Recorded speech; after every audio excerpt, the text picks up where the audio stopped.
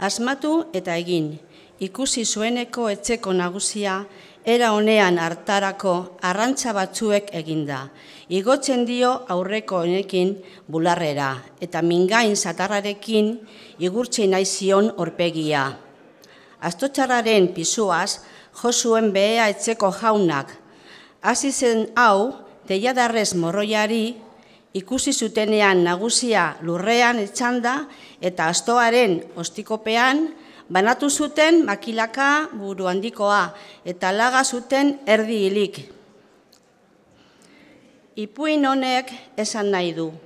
Ez deian inoiz sartu behar bakoitzari ez dagokion lanean, iratxarriak, esnatuak eta asko jakinak ez direnek emango dutela atsekabe atseginaren ordean.